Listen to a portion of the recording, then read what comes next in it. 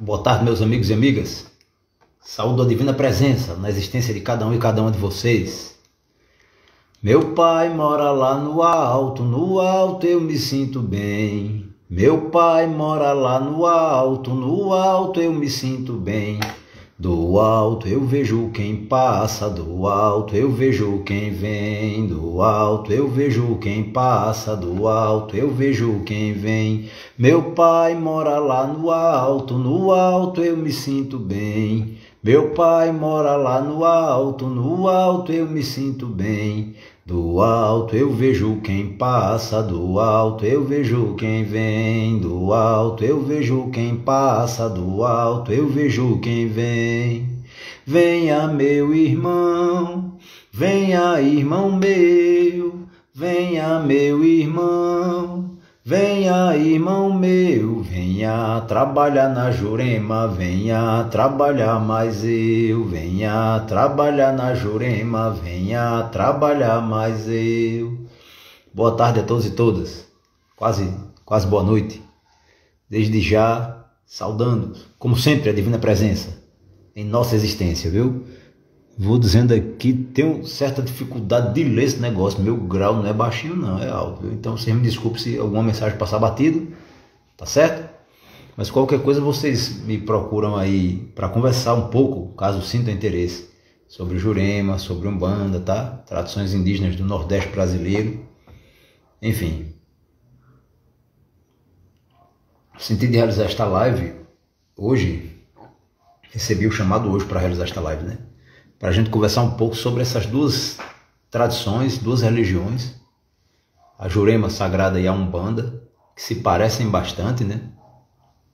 Tá? Embora tenham origens distintas, tenham ritos distintos, por mais que, devido a essa proximidade contemporânea, né, esse hibridismo redivivo que estamos vivendo nos dias de hoje, tem aproximado mais ainda essas religiões em suas semelhanças, né, e tal. É importante lembrar que Jurema é Jurema e Umbanda é Umbanda. Tá legal? E eu senti de conversar um pouco com vocês e cantar uns pontos de Umbanda presentes na Jurema, mas deixa eu contextualizar aqui o movimento, primeiramente. Tá certo? Então, o seguinte, há quem acredite que a Umbanda é mais antiga que a Jurema, tá? Mas é importante que a gente analise a perspectiva de quem está falando, tá? O que a historiografia afirma sobre a origem da Umbanda e o que a historiografia afirma sobre as origens do Catimbó Jurema localizam essas duas religiões em momentos Opa, deixa eu só vou colocar aqui, reduzir aqui o volume. Pronto, se vocês não estiverem conseguindo me ouvir, por favor, me digam aí, viu? Bem, então, o que eu estava dizendo era o seguinte. A historiografia localiza as origens do culto a Jurema e as origens da Umbanda em lugares e tempos distintos. Tá? Pelo menos as pesquisas acadêmicas realizadas, quero dizer, localizam as origens dessas duas tradições, dessas duas religiões em lugares e tempos distintos. Tá certo? Boa noite, André, salve tua força, meu irmão. Capistrano, meu irmão, salve tua força. Vamos pontuar aqui, né? Tentar organizar cronologicamente a coisa, tá? A Umbanda é considerada pela grande maioria dos pesquisadores das religiões, né? E dos historiadores, a Umbanda é localizada como uma religião brasileira, tá? Por que uma religião brasileira? Porque quando ela surge, a ideia política, os limites geográficos, tá, do Brasil já estavam firmados. Já havia muito bem firmada uma ideia política e geográfica de um povo, de um território chamado Brasil. Tá? Tentando ser mais objetivo e pontual, já existia Brasil. A Jurema surge em um momento anterior ao desenvolvimento político e geográfico daquilo que nós chamamos Brasil hoje. Tá? Então, A Umbanda é considerada pelos cientistas da religião, por exemplo, uma religião brasileira. Simplesmente porque ela foi considerada a primeira religião a nascer em um território muito bem delimitado, tá? Com uma política própria, tá certo? Chamado Brasil. Tá? Eu não costumo dizer que o Brasil é uma nação. O Brasil pode ser uma pátria, mas o Brasil é uma pátria que envolve várias nações, porque no Brasil, de fato, existem ainda hoje diversas nações. E a Umbanda nasce no Brasil, no território brasileiro, tá? Lá no comecinho do século XX, e em seu nascimento tende a envolver elementos de diversas nações e culturas que formam o território brasileiro, que existem no território brasileiro. Tá? Salve tua força, Cibele. Então o negócio é o seguinte: a Umbanda é considerada uma religião brasileira por ter surgido em um momento histórico em que o Brasil já havia sido concebido e já estava bem estruturado, certo?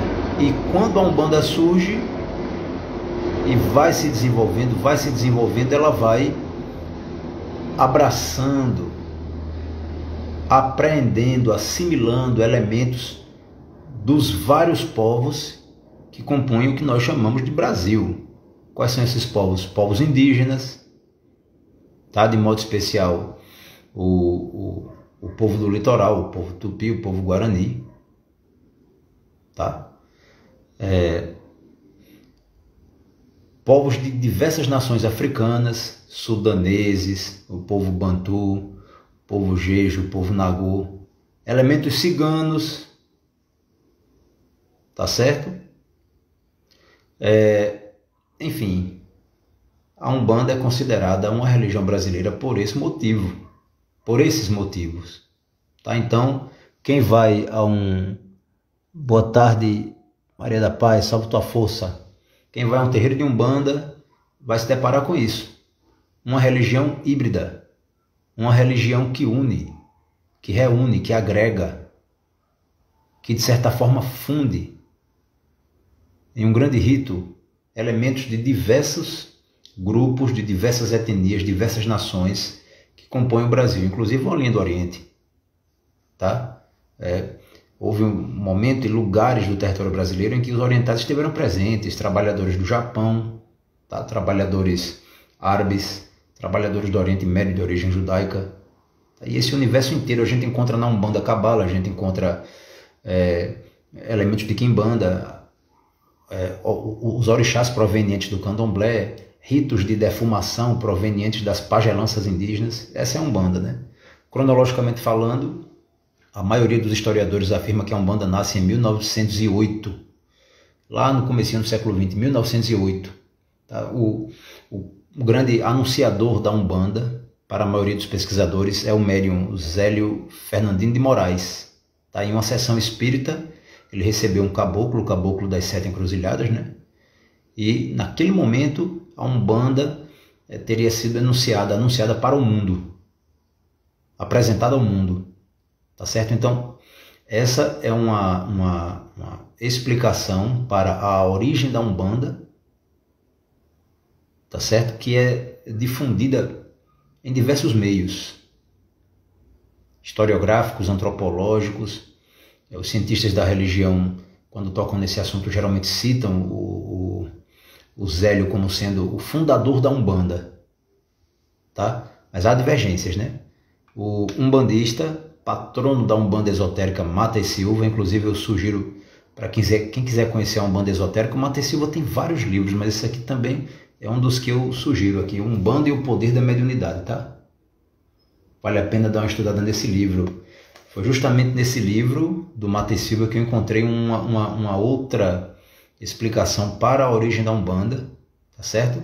Que diverge dessa versão mais difundida de que o Zélio fundou a Umbanda em 1908, que ele foi o porta-voz, o anunciador da Umbanda em 1908, né? Que ele anunciou a Umbanda em 1908. De acordo com Matheus Silva, outros médiuns que trabalhavam que vivenciavam as tradições de matriz afro-ameríndia, já utilizavam, já citavam essa expressão, umbanda. Tá? Que não era coisa nova, não é? Que o Zélio foi porta-voz de algo que já vinha sendo apresentado, que já vinha sendo praticado, tá? por médiuns umbandistas desconhecidos. Tá certo? Não vou entrar no detalhe do significado do termo umbanda. Existem possíveis traduções para essa palavra, possíveis definições para esse termo. Tá? E uma terceira linha de pesquisadores já ligados a uma umbanda esotérica, que não é a umbanda esotérica proveniente do Mater Silva, tá? Mas uma historiografia esotérica, digamos assim, realizada por alguns umbandistas, vai afirmar que a origem da Umbanda é muito mais antiga do que nós imaginamos. E aí eles vão ligar a Umbanda a um antigo sacerdócio atlante. Eu só encontrei um umbandista que explicava dessa forma, tá? Que a Umbanda está ligada, as origens da Umbanda estão ligadas ao antigo sacerdócio Atlante. Atlântida teria sido um conjunto, né, um arquipélago de sete ilhas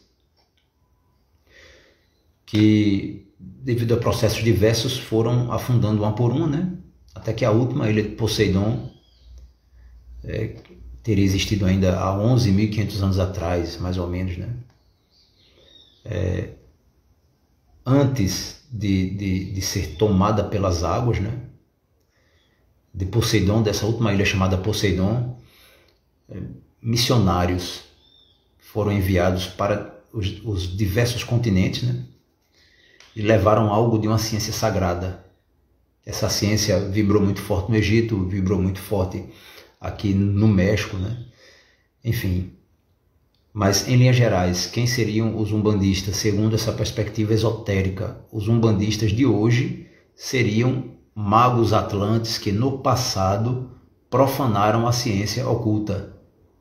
E justamente por terem utilizado a ciência oculta para fins egoístas, fins pessoais, em detrimento de outros seres e pessoas, né, por terem profanado dessa forma a ciência mágica, estão agora quitando seus débitos, as dívidas contraídas naquele período remoto, trabalhando na linha de Umbanda.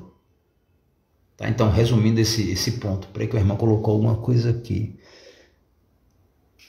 Muito obrigado, minha irmã. Então, resumindo esse ponto aí, sobre as possíveis origens da Umbanda. A maioria dos pesquisadores afirma que a Umbanda foi, pelo menos, anunciada em 1908, tá? pelo médium Zélio Fernandino de Moraes, na cidade de Niterói, no Rio de Janeiro, tá? Quando em uma sessão espírita ele recebe o Caboclo das Sete Encruzilhadas, que anuncia a Umbanda. Tá? Qual foi o grande problema? Na época, o espiritismo kardecista tinha muito, eu considero, preconceito, tá? O preconceito da época, né? Com entidades espirituais de matriz africana e indígena, de modo especial as entidades que em seus trabalhos espirituais faziam uso de cachimbo, por exemplo. Então esses seres eram considerados entes espirituais inferiores, tá? E a Umbanda surge, né? Ela é anunciada, tá? Trazendo a proposta de reunir todos os espíritos, independente de suas origens, tá? Dispostos a trabalhar pelo bem comum. Tá certo? E aí, agregando brancos, negros, indígenas, enfim. Tá? Essa é uma vertente. A outra, a do Mater Silva, outro ponto de vista, né? Que é o do Mater Silva, vai afirmar que antes do Zélio surgir, já existiam médiuns que trabalhavam na linha de Umbanda, inclusive usando essa palavra, Umbanda. E um terceiro referencial é o esotérico, segundo o qual a Umbanda é muito mais antiga do que nós imaginamos, tá? Teria tido uma origem atlante, justamente o momento da decadência atlante, a decadência espiritual dos atlantes, alguns sacerdotes atlantes começaram a usar da ciência esotérica, da ciência mágica, em benefício próprio e em detrimento de outros seres vivos, né? E contraíram dívidas kármicas. E o momento agora seria de quitar o débito, tá? Contraído em milhares de anos atrás, tá? Trabalhando pela evolução espiritual do gênero humano na linha de Umbanda, auxiliando pessoas que sofrem, prestando caridade, certo? Bem, essas são os pontos de vista relacionados à história da Umbanda, tá? E no caso do nosso Catimbó Jurema, quando é que a Jurema surge? Fica difícil da gente contabilizar há quanto tempo existe um culto a Jurema, tá? Eu não vou, como historiador, por mais que eu seja espiritualista, juremeiro e tenha observado coisas na Jurema Sagrada, graças a Deus, que se eu começar a contar aqui vão me chamar de louco, tá? Por mais que eu tenha passado por esse processo dentro do mistério da Jurema, graças a Deus, eu vou me deter à perspectiva historiográfica, tá? Acadêmica, tá certo? Então, o que é que acontece? Quando os colonizadores portugueses chegam ao território brasileiro, antes dos colonizadores portugueses chegarem aqui, os piratas, né, espanhóis, franceses já estavam passando por aqui há um bom tempo, né? Tá? Existem historiadores sérios que mostram que muito antes de Pedro Álvares Cabral chegar e realizar o descobrimento oficial do Brasil, diversos povos já haviam transitado por aqui, digamos assim, tá? Mas o que eu quero dizer é, entre o final do século XVI e o início do século XVII, as tradições indígenas já estavam sendo analisadas, já estavam sendo observadas pelos catequistas, pelos cristãos portugueses que estavam chegando no território brasileiro com o objetivo de dominar esse território, este território em que vivemos, tá? E de submeter as populações de diversas etnias que aqui encontraram, submeter a coroa portuguesa, a dominação política, e submeter ao poder do papado, tá? O controle espiritual. Tá? E quando esses padres, jesuítas, capuchinhos, enfim, de diversas ordens, começaram a mapear a espiritualidade indígena, os rituais indígenas, eles tinham o objetivo de compreender minimamente esse universo para inserir nesse universo o cristianismo, na tentativa de converter os indígenas, fazer com que eles abandonassem as antigas práticas e rituais e crenças consideradas pagãs, tá certo? E aceitassem o cristianismo, de modo especial o cristianismo católico apostólico romano. Tá certo? Então, muitas coisas às quais temos acesso nos dias de hoje sobre a espiritualidade dos índios brasileiros, né? Durante o período inicial da colonização, provém da pena de padres que estavam estudando ali a espiritualidade indígena. O que a história oficial não conta é que muitos desses padres acabaram se tornando pajés, juremeiros, tá? Existem relatos disso, né? Relatos meio que ficam à margem da historiografia oficial. Tá? Padres que se envolveram a tal ponto em processos de cura com os índios do Nordeste brasileiro, por exemplo, que se tornaram juremeiros e precisaram ser afastados da catequese. Mas isso aí é um outro ponto. Mas o que eu quero dizer é, nesse momento, final do século XVI, início do século XVII, os padres já encontraram as pagelanças juremeiras aqui sendo realizadas, né? E o referencial mais antigo no campo da oralidade, é o final do século XV. No final do século XV haviam pajés que se identificavam como juremeiros. Isso no campo da oralidade, mas não há relato manuscrito, não há relato nenhum, texto algum que fale sobre isso. Então, para a historiografia oficial, tá? Esses relatos não são muito levados em conta, né? Porque não há provas textuais. Não existe uma carta de alguém, um documento, né, do período, final do século XV. tá lá por 1498, 1499, tá certo? Entretanto, a arqueologia vem recolhendo uma série de pinturas rupestres que são relacionadas a um culto a Jurema de origem pré-cabralina, tá? Muito anterior ao século XVI, tá? Ao finalzinho do século XV, início do XVI, período em que o território brasileiro teria sido oficialmente descoberto e progressivamente dominado, tá? Então, como juremeiro, agora sim, tá? Vou abrir uma exceção à perspectiva historiográfica, acadêmica, né? Como juremeiro, eu acredito, devido a processos que vivenciei na ciência da Jurema, que o culto a Jurema é muito antigo, tá?